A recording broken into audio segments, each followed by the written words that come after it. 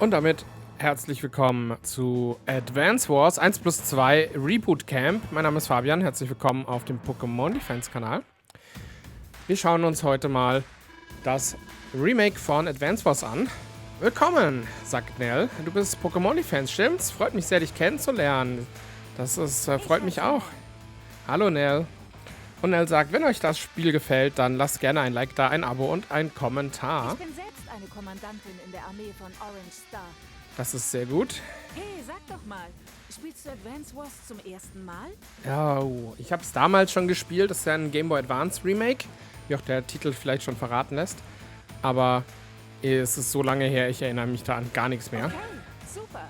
Dann freue ich mich schon, dir alles Wissenswerte zu erklären. Hier erstmal die Spielmodi, die du gleich wählen kannst.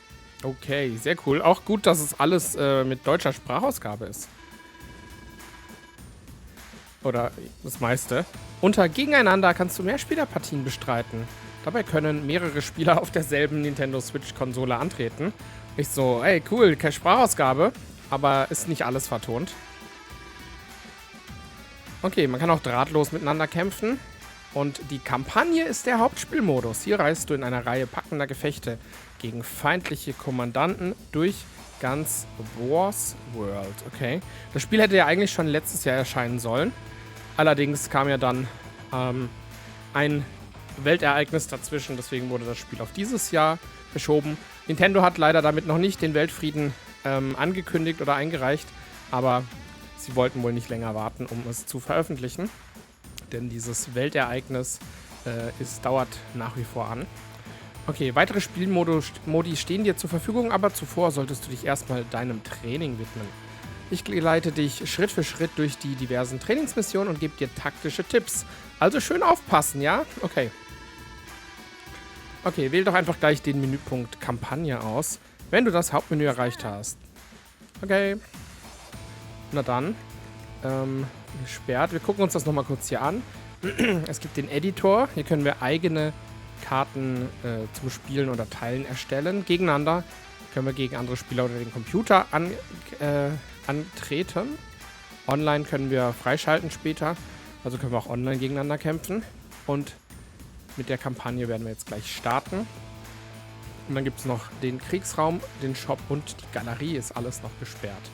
Der Titel noch, hier 1+2, es gibt nämlich 2 Teile von dem Spiel. Ich habe damals den ersten Teil gespielt. Ich weiß, dass ich es selber nicht besessen habe, aber kurz gespielt habe und ich wurde sofort süchtig danach. Also das Spielprinzip ist schon extrem gut. Hier, eine zweite Geschichte, die noch enthüllt werden muss, folgt dann, aber deswegen starten wir mal mit Teil 1. Ich bin mal sehr gespannt, wie die Grafik auch so aussieht. Okay. Neues Spiel. Oh, einfach und klassisch. Wir fangen mal mit einfach an. Wir wollen das Spiel erst kennenlernen.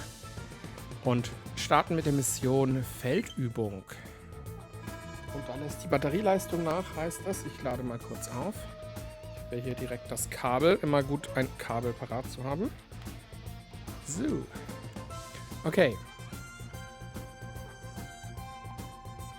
Also hier lernst du Befehle zu erteilen. In dieser Übung verrate ich dir alles zu Truppenbewegungen und Angriffen. Also dann lernen wir jetzt zusammen die Grundlagen in der Lektion 1, Truppenorder.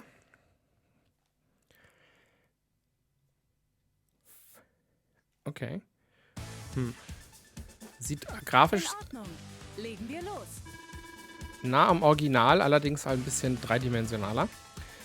Also mit einer einfachen Feldübung, um die absoluten Grundlagen zu erlernen. Hier siehst du 2 Infanterieeinheiten, die beide auf deinen Befehl warten. Der Gegner ist blau.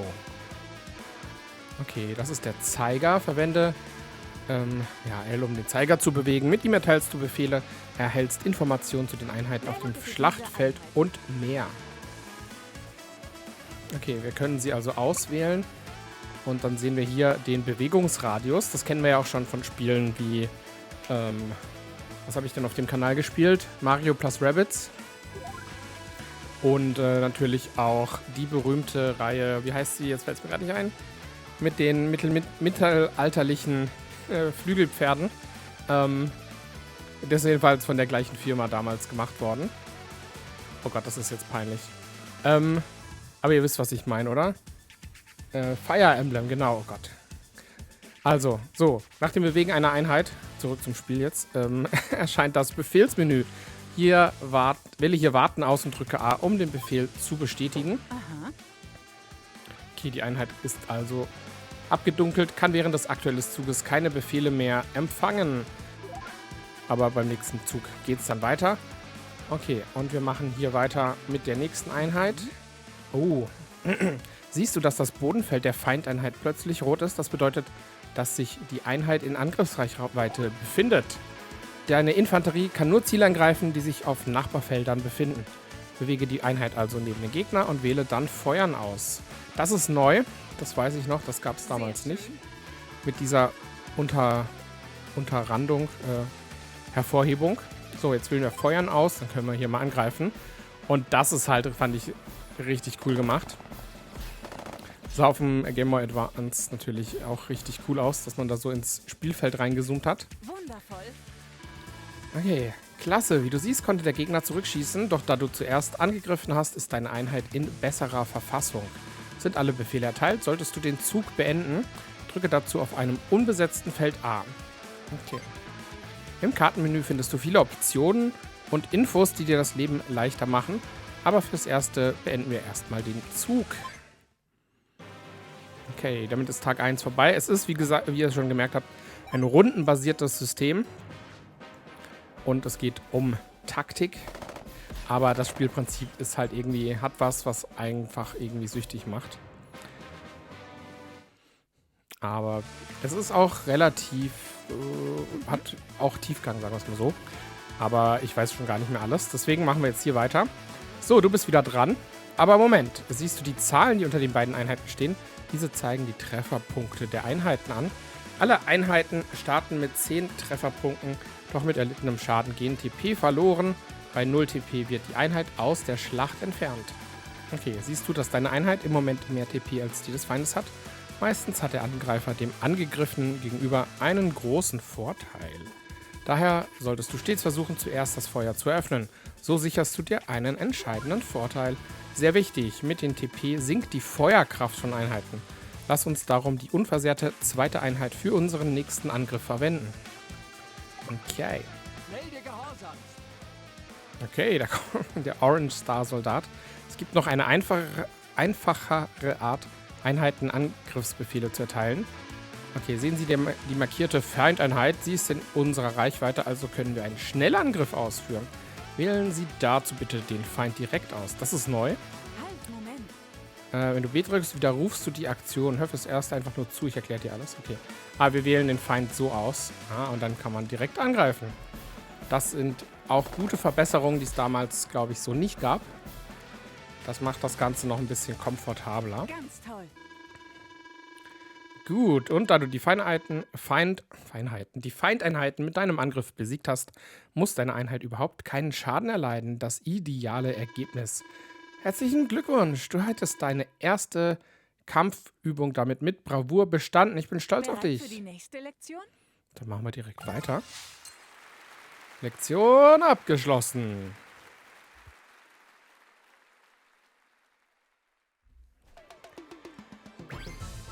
Okay, Städte und Terrain. Hier dreht sich alles um das Erobern von Städten sowie das Nutzen von defensivem Terrain. Ja, ich finde es gut, dass man erstmal die Grundlagen hier erklärt bekommt und sich dann in die Kampagne stürzt. Die Ladezeiten sind ein bisschen, also sind nicht lang, aber könnten schneller sein. Oh. Nanu, der Feind scheint diesmal Mechs einzusetzen. Mechanisierte Infanterie. Mechs sind abwehrstärker und fügen Fahrzeugen großen Schaden zu. Zum Glück haben wir dir für diese Übung vorsorglich eine eigene Mech-Einheit aufs Schlachtfeld gestellt. Infanterie hat allgemein wenig Glück im Kampf gegen Mechs. Deine Einheiten sollten daher dort Stellung beziehen, wo sie natürliche Deckung findet. Und das heißt, dass wir nun das Erobern von Städten üben. Wähle bitte diese Infanterieeinheit aus, okay? Na gut, wenn du mich schon so lieb bittest. Okay. Neutrale Städte sind grau, nehmen allerdings nach dem vollständigen Erobern die Farbe deiner Seite an. Ohne das Erobern hast du oft kaum Siegeschancen. Versuche daher immer, so viele Städte wie möglich zu erobern und sie danach vor dem Feind zu schützen. Bewege dafür bitte deine Einheit auf die markierte Stadt. Okay. Und dann wählen wir hier einfach Erobern aus. Und dann, genau, dann stampft er das Gebäude ein. Allerdings wird die vollständige Eroberung noch ein wenig dauern. Übrigens, nur Fußtruppen, also Infanterie und Mechs, können zum Erobern verwendet werden. Jedes Erobern durch eine Einheit verringert den Eroberungswert der Stadt. Und zwar um genau so viel, wie die erobernde Einheit Trefferpunkte hat. Okay, aber Vorsicht, ist eine Einheit mit Erobern beschäftigt, dann bewege sie nicht von ihrem Feld weg. Sonst muss der Vorgang wieder ganz von vorne begonnen werden. Dasselbe gilt auch, wenn die erobernde Einheit vor dem Abschluss der Eroberung alle Trefferpunkte verliert. Einheiten, die gerade eine Stadt erobern, müssen daher gut geschützt werden. Sie sind angreifbarer als sonst. Wähle als nächstes diese Einheit aus. Das ist die Mech-Einheit. Und hier haben wir auch... Okay, haben wir ausgewählt. Sehr gut, nun bewege die Einheit auf dieses Feld und gib ihr den Befehl zum Erobern der Stadt. Okay, und auch sie stampfen schon mal los. Wundervoll. Und jetzt kommt die Infanterieeinheit. Und mit der greifen wir die feindliche Infanterieeinheit direkt gegenüber an. Kleiner Tipp. Oh, wir können das Spielgeschehen durch Halten von ZR beschleunigen. Versuchen Sie es doch gleich mal, wenn Sie den Feind jetzt angreifen. Das ist sehr gut. Das ist, da merkt ihr es schon, damit können wir wirklich ein bisschen auch Zeit sparen. Das ist praktisch. Okay, vortrefflich. Gut, dann wähle zum guten Schluss bitte diese Infanterieeinheit aus. Und mit denen, die können wir jetzt in die Berge schicken, würde ich sagen. Fällt dir was auf? Richtig, die Wegkosten verdoppeln sich im Gebirge. Allerdings bietet diese Art Gelände im Gegenzug hervorragende natürliche Deckung. Beispiel gefällig? Dann wähle doch einfach mal Feuer aus und greife den Gegner an. Machen wir doch. Jetzt greifen wir aus dem Berg an. Hier vom Felsvorsprung. Allerdings ist der Gegner ja auch auf dem Berg. Von Berg zu Berg. Oder Gebirge zu Gebirge. Diese feindliche Einheit hat weniger Schaden erlitten als jene, die du zuerst angegriffen hast. Das liegt an der Deckung, die ihr das Gelände bietet. Okay, die Geländedeckung im Gebirge kannst du hier ablesen. 4 Sterne, das ist richtig viel. Auf offenem Feld erhalten Einheiten nur einen Stern Deckung. Je höher die Deckung des Geländetyps, desto weniger Schaden erleidet eine dort stationierte Einheit. Ganz logisch. Okay, das war's für diesen Zug. Wusste doch gleich, dass das für dich ein Kinderspiel ist. Dann musst du deinen Zug nur noch beendet werden. Drücke dafür auf einem leeren Feld A und Zug beenden. Hier haben wir auch noch Optionen. Können wir auch Musik einfach ausstellen, aber dann hört man nichts mehr. Und was ist Kommandant? Ah, das ist unsere Kommandantin Nell. Eine ausgewogene Kommandantin ohne Schwächen. Manche sagen, sie wurde unter einem Glücksstern geboren. Nells Einheiten verursachen zufallsbasiert mehr Schaden. Ihre Angriffe können bis zu plus 20 Stärke ausfallen. Das ist cool. Und da gibt es wohl noch mehr Kommandanten, würde ich mal sagen. Aber das sehen wir dann alles noch. So, Tag 1 ist vorbei. Und da greift uns der Gegner an, während wir die Stadt erobern. Was haltet ihr von der Grafik? Ich finde sie ein bisschen... Könnte ein bisschen cartooniger sein. Aber an sich ist es eine sehr getreue Wiedergabe von Advance Wars. Also von der Pixel-Grafik. Okay, der Gegner geht hier echt gnadenlos gegen uns vor. Aber wir können auch ein bisschen zurückdrängen. Oder zurückschießen. So, Tag 2 beginnt. So, Mech-Einheiten richten ziemlichen Schaden an. Zum Glück bieten auch neutrale Städte deinen Einheiten reichlich Deckung. Was ganz wichtig ist, jede Art von Einheit verfügt über eigene Wegkosten.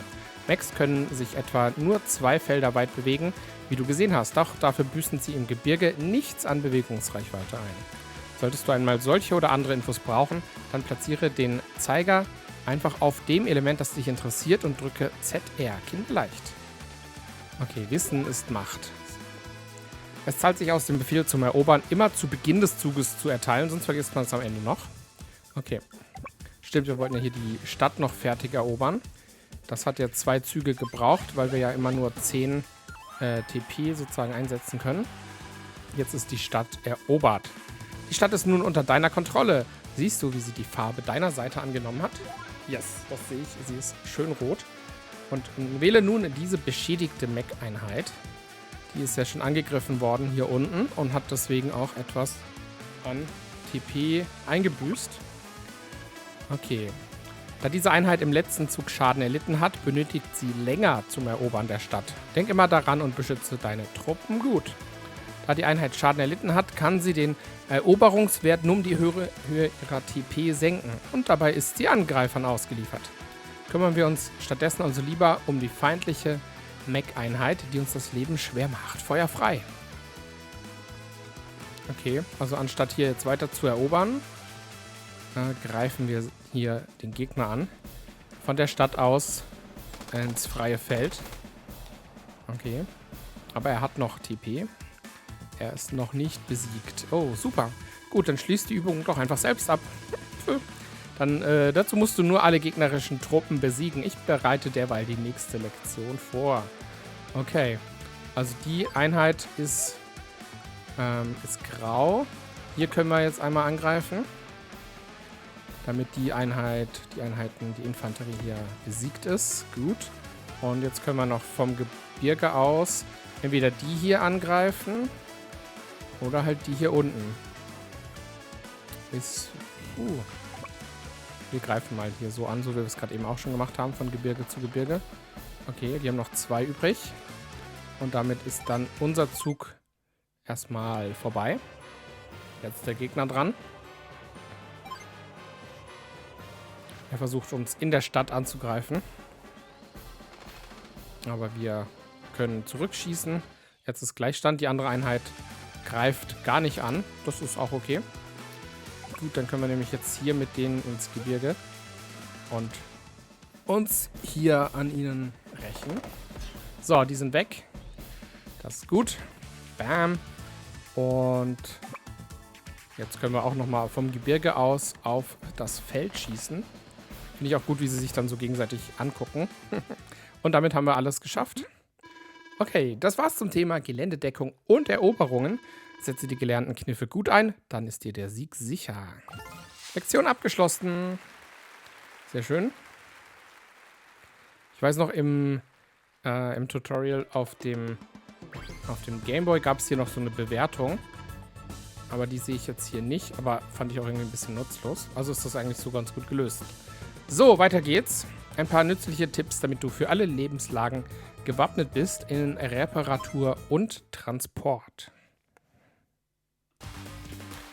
Lektion 3. Nell erklärt es uns. Aber komisch, dass hier 2 Ladebildschirme sind. Na gut. Ein Hinterhalt. Der Feind hat unseren Jagdpanzern Schaden zugefügt. Aber keine Sorge. Gemeinsam werden wir das Kind schon schaukeln. Wir müssen uns ans Reparieren machen, um hier eine Chance zu haben. Schau nur. Dieser Panzer etwa ist schwer beschädigt und hat keine Munition mehr. Helfen wir deinem Jagdpanzer also. Bitte wähle die gekennzeichnete Einheit aus. Ja, hier oben. Das ist der Jagdpanzer. Um Einheiten zu reparieren, brauchst du sie nur auf ein Gebäude deiner eigenen Seite zu bewegen. Sogar dein Hauptquartier. Dies ist die einzige freie Stadt in Reichweite, also bewege den Jagdpanzer bitte dorthin. Okay, und dann warten wir. Sehr schön. Okay, solange dieser Jagdpanzer nun auf der Stadt steht, wird er pro Zug um 2 TP repariert. Doch falls ein feindlicher Panzer ihn bis dahin erreicht, ist er verloren. Außer du beschützt ihn mit deinen anderen Einheiten. Oh je. Oh oh. Ich muss sagen, deinen anderen Jagdpanzern geht das auch nicht gerade blendend. Zum Glück gibt es einen Trick, mit dem man die TP beider Einheiten reparieren und gleichzeitig die Brücke blockieren kann. Warte, ich zeige ihn dir. Wähle bitte zuerst den oberen Jagdpanzer aus. Also den hier, okay. Und den bewegen wir jetzt auf dieses Feld am Brückenkopf. Dort kann er nur von jeweils einem Gegner auf einmal angegriffen werden. Einheiten können keine Felder passieren, auf denen eine Gegnereinheit steht. Also nutzen wir unseren Jagdpanzer, um eine Blockade zu errichten. Okay. Weil die Panzer können nämlich auch nicht übers Wasser. Das heißt, sie müssen hier diese Brücke benutzen. So, der untere Jagdpanzer ist noch schlimmer dran. Gut, dann wähle ihn bitte aus und lass mich dir das Vereinen von Einheiten erläutern. Okay. Gut so, bewege den Jagdpanzer nun auf dasselbe Feld, auf dem der andere beschädigte Panzer steht und schließe sie durch Vereinen zusammen. Okay, Emergen Deal. Auf Neudeutsch. Okay, sie sind vereinigt und haben jetzt volle TP. Also aus 2 wurde einer. Und beim Vereinen werden die TP beider Einheiten zusammengezählt. Zusammenzählt steht da. Das kann nützlicher sein, als man denkt. Eine starke Einheit ist oft besser als 2 geschwächte. Man muss immer abwägen. Mit vielen Einheiten hat man viele Möglichkeiten. Doch wenn sie zu wenig TP haben, leben sie oft ausgesprochen gefährlich. Bedenke auch, dass angeschlagene Einheiten weniger Schaden bei Angriffen anrichten. Das ist natürlich auch immer gut zu bedenken. Doch nun kann dein reparierter Jagdpanzer perfekt die Brücke blockieren. Und währenddessen kann dein beschädigter Jagdpanzer dort oben links in Ruhe repariert werden. Oh, ganz wichtig, die durch Vereinen Einheit hat ihren Zug damit abgeschlossen. Also der Panzer da oben kann nicht mehr bewegt werden und kann erst im nächsten Zug wieder aktiv werden. Nicht vergessen, ja? Tja. Und damit kennst du dich nun wirklich bestens in Sachen Kriegsführung aus. Viel kann ich dir ja nicht mehr beibringen, aber ein paar Kleinigkeiten fielen mir da noch ein. Schau, du hast sogar eine Artillerieeinheit zur Verfügung. Leider wäre da nur ein kleines Problem. Die Artillerie... Ich kann auch nicht mehr richtig sprechen. Tut mir leid. Artillerie hat nämlich keine Munition mehr. Und ihr Treibstoff ist auch alle. Was tun wir denn da?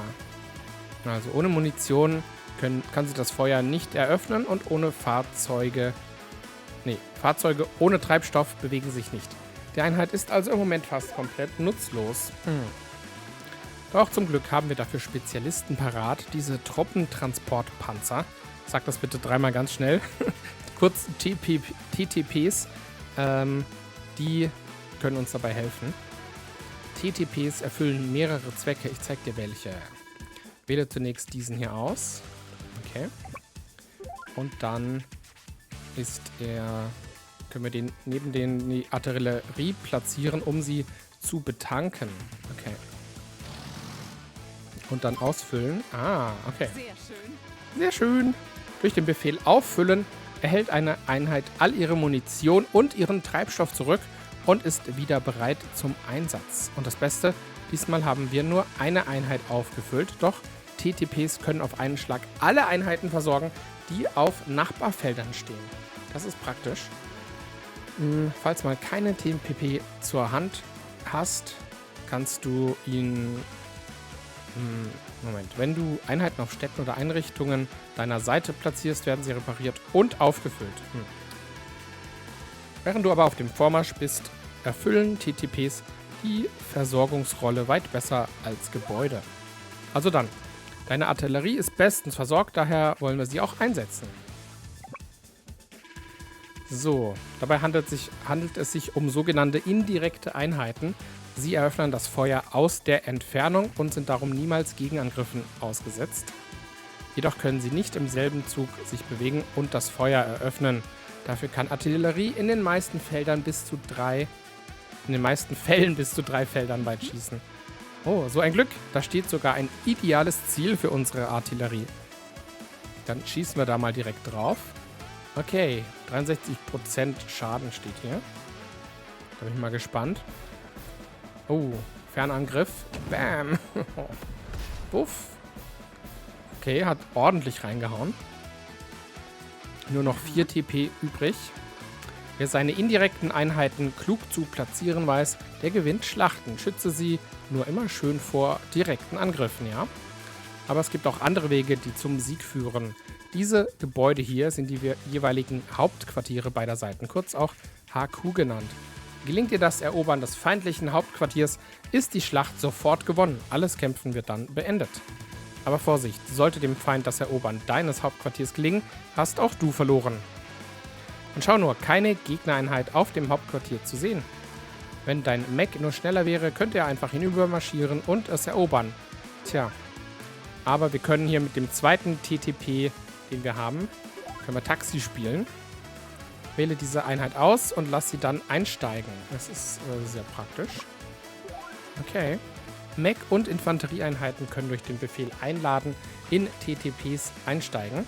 Dafür musst du die Einheit nur auf den TTP bewegen. Das machen wir jetzt direkt. Und dann einladen. Okay. Sehr schön. Deine Mech-Einheit ist nun sicher an Bord des TTPs verstaut und die Fahrt kann losgehen. Und dann können wir mit dem direkt dahin fahren. Ein TTP kann Bodentruppen sehr schnell über große Strecken hinweg transportieren. Bewege ihn doch mal neben das Hauptquartier, dann zeige ich dir was. Okay. Hervorragend. Nun könntest du dem Gefährt etwa den Befehl zum Warten erteilen. Das würde die Mech-Einheit an Bord vorläufig vor Schaden schützen. Solange der TTP jedoch zerstört, sollte der TTP jedoch zerstört werden, ist alles futsch. Das Gefährt selbst, wie auch die Einheit, die an Bord war. Okay. Aber da es uns im Moment jedoch um das Erobern des gegnerischen Hauptquartiers geht, lassen wir deine Einheit mit Ausladen den TTP verlassen. Okay. Und dann platzieren wir sie mal auf dem Hauptquartier. So. Und im nächsten Zug können wir dann mit dem Erobern beginnen. Also, wir schauen uns die Situation an. Der Mech ist platziert. Der Jagdpanzer blockiert den Brückenkopf und die Artillerie ist betankt und kampfbereit. Okay, erobere nun weiter das gegnerische Hauptquartier und blockiere die Brücke. Dann machen wir das. Jetzt ist der Gegner dran. Da haben wir ja an Tag 1 einiges geschafft. Oh, hier kommt der erste Angriff. Oh, die sind auch auf der Brücke. Das ist auch cool gemacht. Oh, das haut gut rein. 5 TP Schaden. Und die anderen bringen sich ebenfalls in Stellung. Okay. So. Hier wird aufgefüllt. Jetzt machen wir hier auf jeden Fall mal die Eroberung. Tja, der Panzer ist ja noch hier in Wartestellung. Können wir hier eigentlich mit dem irgendwas auffüllen? Nicht wirklich. Aber mit der Infanterie, mit der Artillerie können wir hier angreifen. Das ist gut. Fernangriff. Mal schauen, wie viel Schaden wir hier verursachen können. Komplett ausradiert. Das ist gut. Und den hier lassen wir einfach, damit er hier die Straße weiter blockiert. Und dann lassen wir den Zug auch schon. Schauen wir mal, was als nächstes passiert. Ob der Gegner kommt nämlich hier zum Angriff. Oh. Aber das könnte schlecht für uns aussehen. Ja, der zerstört ihn nämlich. Und da kommt auch der nächste Panzer schon. Und hier bewegen sich unten links die Mechs über den Fluss, den sie nämlich überqueren können. So. Wir könnten jetzt allerdings den Panzer... Oh, den können wir dann noch gar nicht platzieren. Aber ich glaube, um zu gewinnen, müssen wir einfach nur das Hauptquartier erobern. Und das können wir direkt tun. Und damit ist auch der Kampf vorbei. Und wir haben gewonnen.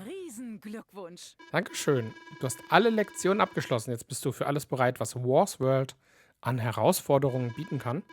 Oh, und was für ein Timing. Ich erhalte soeben Bericht, dass der Feind in Orange Star eingefallen ist. Du hast fleißig gelernt, Pokémon-Fan. Dann bis bald. Okay. Das war's schon an Lektionen. Kurz und schmerzlos. Ganz vortrefflich. Damit ist die Feldübung beendet. Klasse gemacht. Na, hat's dir gefallen? Hast du auch alles verstanden? Falls dir noch ein paar Sachen nicht ganz klar sind, nicht schlimm. Ich begleite dich auf deinen Einsätzen und erkläre dir alles, was du wissen musst. Oh, und wie mir scheint, geht der Spaß auch gleich los. Okay, Prolog der Kampagne. Die Feindschaften zwischen den beiden Nachbarländern Orange Star und Blue Moon galten eigentlich als beigelegt, bis Blue Moon eines Tages einen unverhofften Angriff startet. Pokémon-Fan, hilf den Kommandanten von Orange Star, ihre Heimat zu verteidigen und finde heraus, was zu Blue Moons jäher Kriegslust führen konnte. Nell, die Befehlshabende der Armee von Orange Star, wartet bereits voller Spannung darauf, was du kannst. Okay.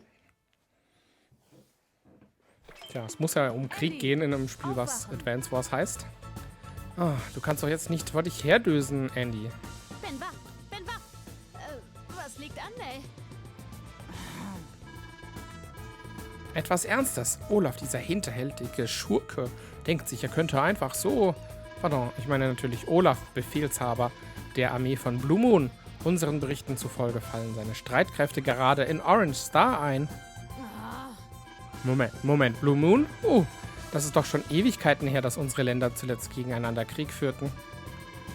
Eine zu Aufklärungszwecken ausgeschickte Spähereinheit berichtet, dass Blue Moon die Korallenfestung besetzt hat.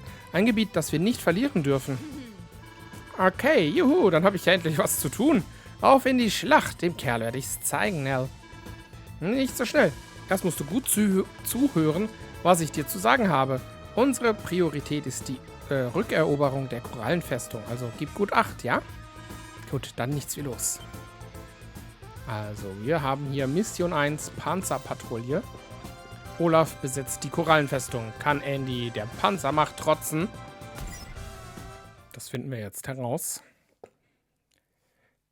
In der ersten Kampagnenmission gegen Olaf.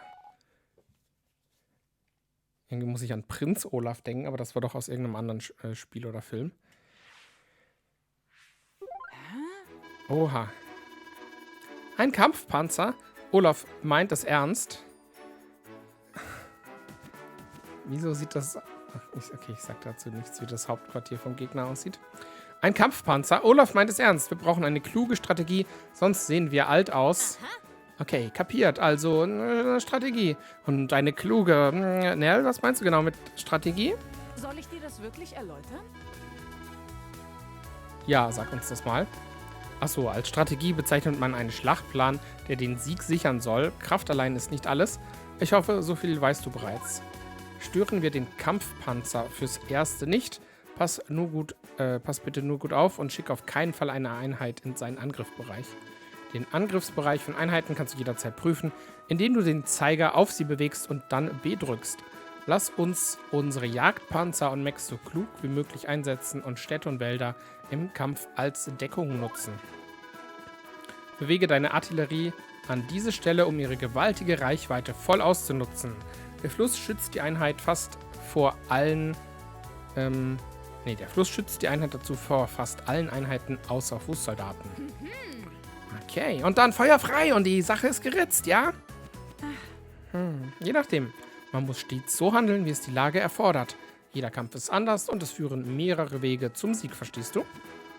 Okay, soll ich dir dein Einsatzziel erläutern? Na bitte. Okay.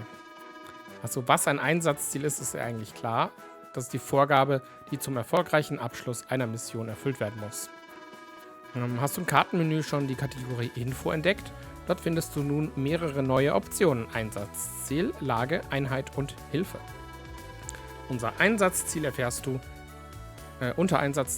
was zum erfolgreichen Abschluss des aktuellen Einsatzes zu tun ist. Auch die anderen Optionen helfen dir sicher weiter, wenn die Situation es erfordert. Schau ruhig mal rein. Okay, hey, hab's kapiert. Glaube ich. Dann nichts viel los, Nell. Zeigen wir Blue Moon, mit wem sie sich hier anlegen. Oh, okay. Wir sind jetzt auf uns gestellt. Wir sollten also unsere Artillerie hierhin bewegen. Okay, da müssen wir jetzt warten, weil wir ja nicht direkt angreifen können. Wir könnten allerdings mit dem Panzer schon mal hier hinfahren.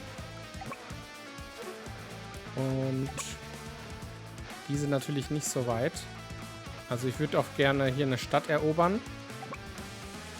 Ich glaube, ich schicke mal 2 hier nach unten. Die sollen diese Städte hier erobern. Weil diese Infanterie, die kann nämlich über den Fluss. Die Panzer allerdings nicht. Die müssen hier über die Brücke. Das heißt, also wir machen erstmal unseren ersten Angriff hier. Von der Stadt aus ins freie Feld. Da haben wir nämlich mehr Deckung. Das wird auch immer hier mit den Sternen angezeigt. Okay. Und den Panzer können wir eigentlich ja vielleicht sogar hier direkt platzieren. Warten wir erstmal. Und die Mech-Einheiten transportieren wir mal direkt zur Stadt hin. Und laden sie mal hier auf der Stadt aus. Okay. Und die bewegen sich hier einfach mal weiter. Achso, die haben nicht so den größten Bewegungsradius. So, und wie weit kommt ihr? Bis hierhin. Gut. Und ihr lauft bis hierhin. Gut, dann war es das für unseren Zug. Na nun, Olaf meldet sich zu Wort. das nicht Orange Star sind. Orange Star, die zum Gegenschlag auf meine neue Korallenfestung rufen. Ist dir etwa meine neue schlachtentscheidende Waffe nicht aufgefallen? Bald wird euer Herz zittern vor der mächtigsten Armee, die dieses Land je sah.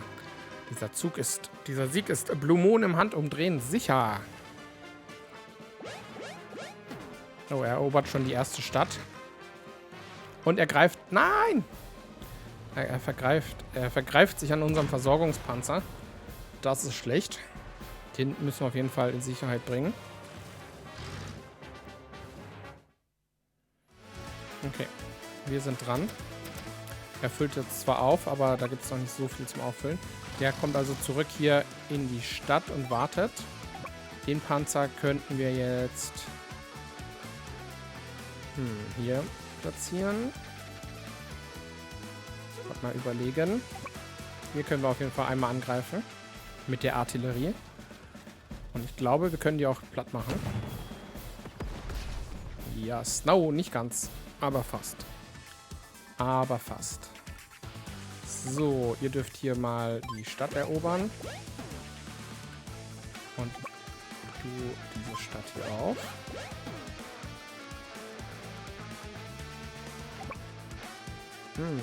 Hier erobern wir natürlich auch die Stadt. Um eben die Versorgung dann sicherzustellen. Und jetzt ist die Frage, genau, mit dem greifen wir hier an. Mit dem Panzer aus der Stadt heraus. Deckung 3 und Deckung 0. Leichtes Ziel. Oh. Okay, ein Panzer weniger. Und den hier können wir eigentlich auch direkt benutzen. Weil wir natürlich auch hier einen guten Vorteil haben. Wir haben nur noch volle TP und die haben nur noch 4. Allerdings haben sie etwas Deckung, aber das reicht auch nicht aus. Bam! Okay. Sehr gut. Dann schicken wir mal hier die Infanterie weiter. Und hier hin. Okay. Und auch dieser Zug ist nun beendet. Ja, der Gegner greift weiter an.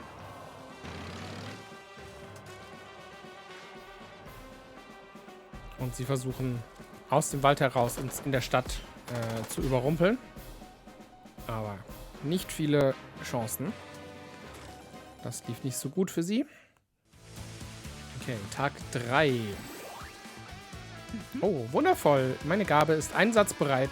Hergehört, Andy. Ich habe dir was beizubringen, das du auf keinen Fall vergessen darfst. Schau mal dort oben in der Ecke des Bildschirms. Dort siehst du die Gabenanzeige. Diese Anzeige füllt sich je nach Verlauf der Schlacht. Ist sie vollständig gefüllt, leuchtet sie auf. Das bedeutet, dass deine Gabe bereit zum Einsatz ist. Deine oder ihre Gabe? Wähle im Kartenmenü Gabe aus, um sie einzusetzen. Behalte unbedingt auch die Gabenanzeige des Gegners im Auge. Unsere Anzeige setzt nämlich ebenfalls seine Gabe gegen uns ein, wenn er soweit ist. Nee. Was? Was hat es mit einer Gabe so eigentlich auf sich? Woher kommt diese Kraft? Na, von tief in dir drin, der Eifer der Schlacht. Entfacht ein Feuer, das tief in dir verborgen schlummert. Und wenn dieses Feuer erstmal brennt, dann kannst du deine wahren Kräfte entfesseln. Oh, okay.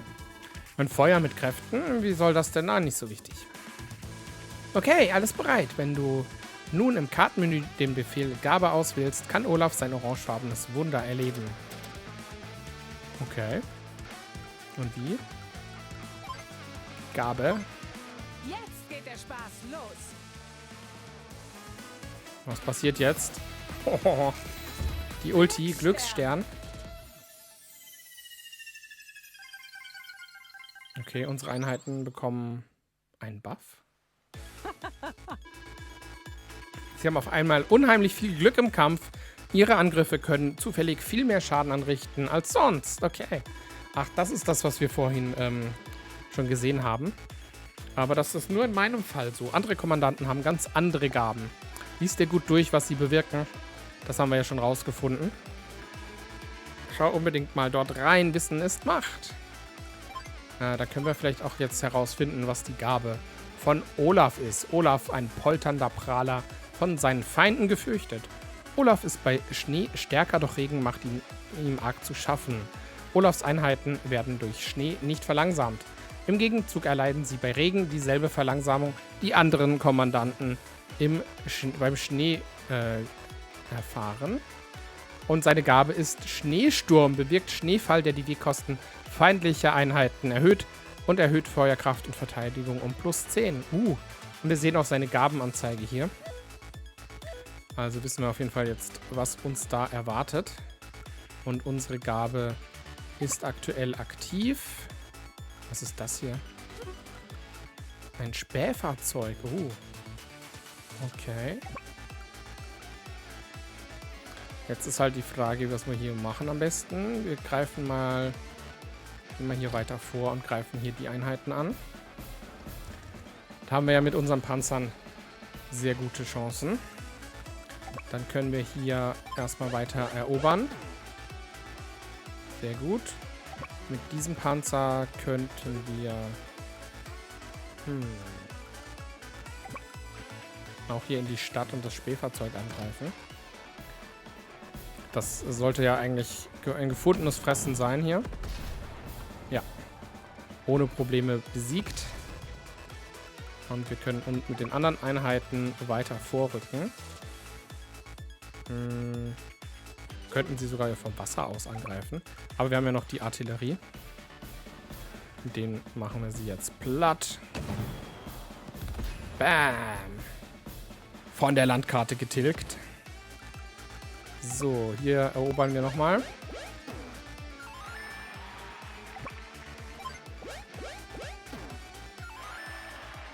Gut. Und diese Einheit hier ist schon erobert. Genau, okay. Der ist auch schon bewegt. Und jetzt haben wir ja noch hier unsere Einheiten.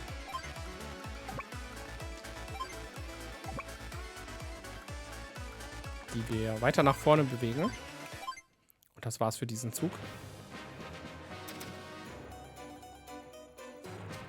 So, er hat noch 3 Infanterie und eben diesen ganz schlimmen Panzer da oben.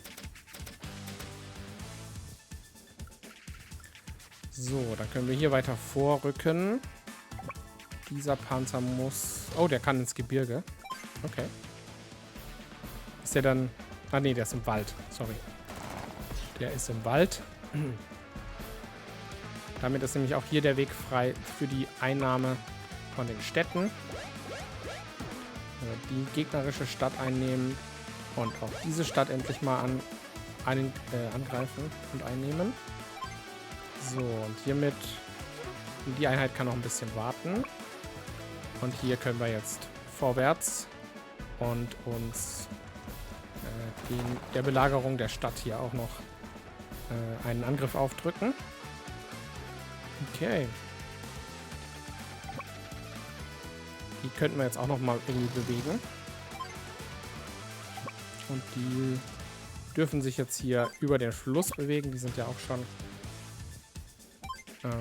die haben ja hier ihren Zweck erfüllt. Ja, okay. Mit denen können wir jetzt auch nicht so viel machen. Dann lassen wir das für diese Runde. Bin mal gespannt, wie das noch weitergeht. Die Gabe von Olaf füllt sich ja auch so langsam auf. Hä, ist die Stadt doch noch nicht erobert? Oh Mann. Ach so, weil wir angeschlagen waren, haben wir noch nicht alles. Ach so, das war's. Okay. Ich dachte doch schon. Bam. Gut, aber auch das gehört uns. So, und den schicken wir jetzt so weit wie möglich dahin. Und der Panzer... Ah, der kann nicht über die Einheit drüber. Also muss er jetzt hier mal angreifen.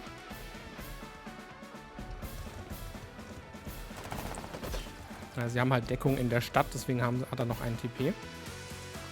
Okay. Tja, und die anderen Einheiten... Ah, doch, die könnten hier über den Fluss fahren, ja. Aber mit dem Panzer kommen wir hier auch nicht weiter. Die Einheiten hier unten können wir noch bewegen. Und der Fluss verlangsamt auch den Bewegungsradius etwas. Okay, füllen wir einfach mal auf. Gut, und weiter geht's mit Olaf. Na, verflucht, der Feind darf uns nicht überrennen.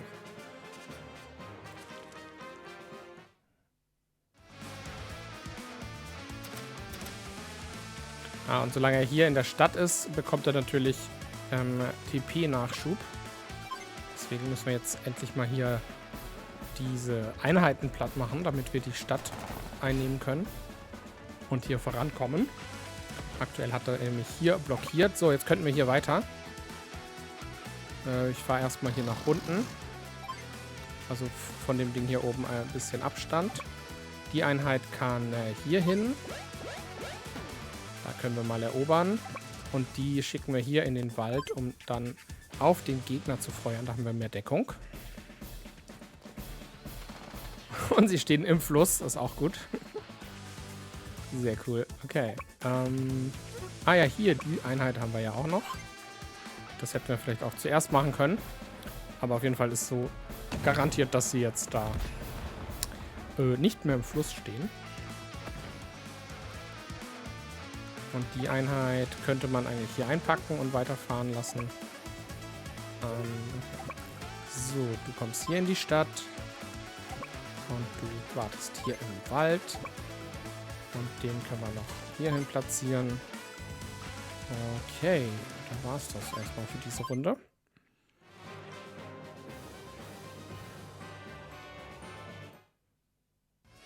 Aber er tut nichts, das ist gut.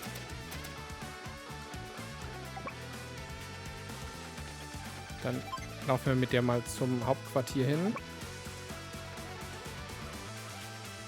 Hier oben müssen wir mal gucken, wie der... Das ist sein Bewegungsradius, oder?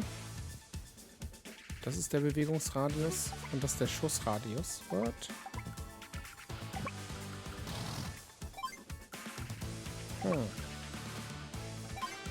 Tja, jetzt will ich es aber schon wissen, was hier passiert. Achso, und weil ich sie bewegt habe, die Einheit wurde hier die Eroberung unterbrochen.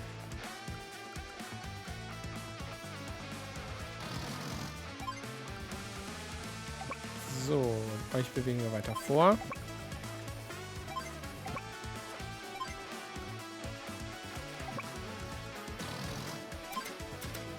Okay. Der müsste sich ja... Bewegt er sich noch? Jetzt kommt er. Oh oh. Ich fürchte nämlich, da haben wir keine Chance. Okay. Das könnte gefährlich werden mit dem.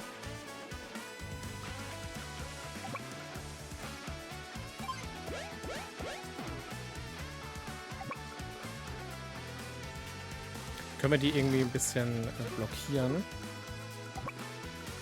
Also eben zum Beispiel hier hin. Wir können auch mal angreifen und mal schauen, wie viel Schaden wir verursachen. Aber der wehrt sich halt. Ist dann richtig heftig. Die Einheit platzieren wir hier vorne. Und die so, damit er uns hier nicht hoffentlich direkt angreifen kann. Das gehört uns. Ich glaube, mit den Nicht-Panzern haben wir ganz schlechte Karten.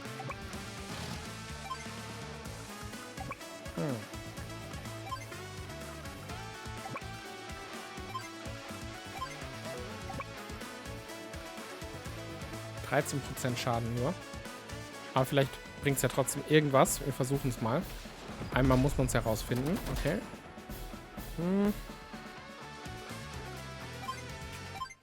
Okay. Jetzt kann er Schnee machen. Er setzt seine Gabe ein.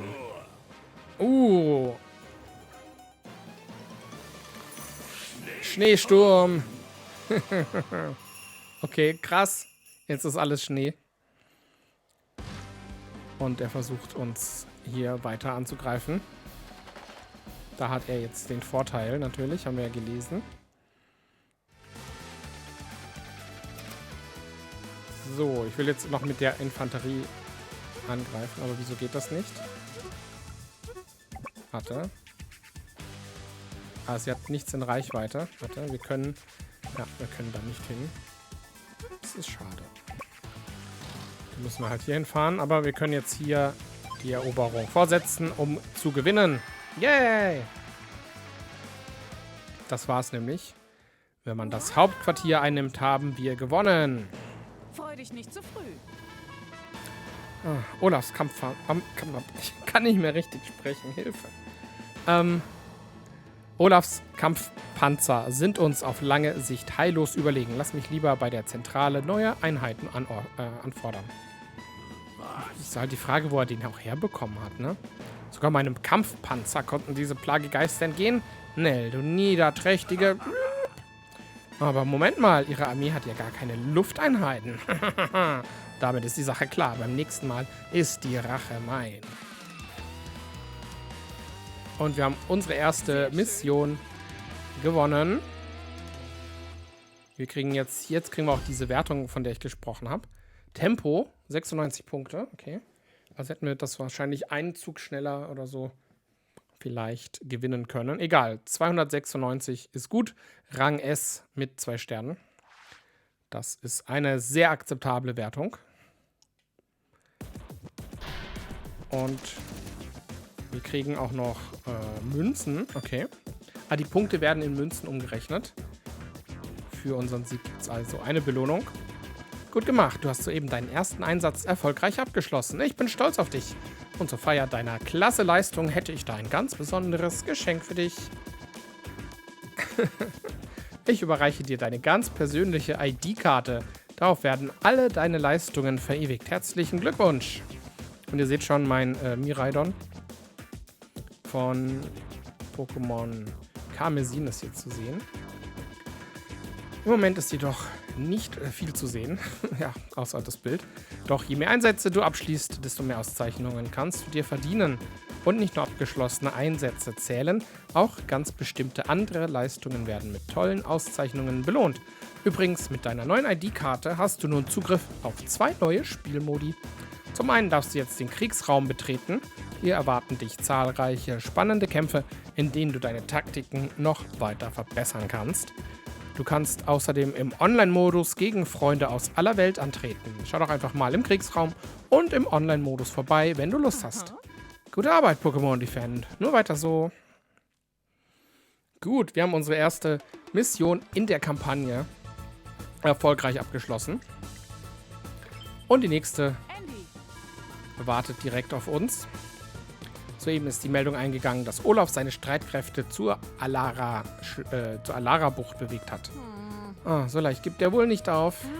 Und das noch nicht alles. Leider kann Orange Star derzeit nicht ausreichend schwere Panzerfahrzeuge herstellen. Blue Moon hingegen hat dem Anschein nach Unmengen von Panzern zur Verfügung. Oh, ja, haben wir denn ohne eigenen Panzer überhaupt eine Chance gegen Olaf? Mit mir immer. Ich konnte uns nämlich ein paar Helikopter-, Flak- und Missile-Einheiten beschaffen. Wobei unsere Feuerkraft dadurch nicht unbedingt um ein Vielfaches steigt.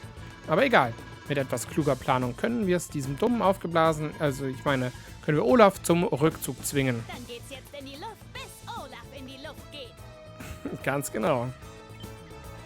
Und das wäre dann in Mission 2. Das machen wir dann in der nächsten Folge. Lasst gerne ein Like da, wenn euch das Spiel gefällt. Ein Abo, um keine Missionen zu verpassen. Und auch meine weiteren Let's Plays auf dem Kanal auch nicht zu verpassen. Schaut sie euch gerne an.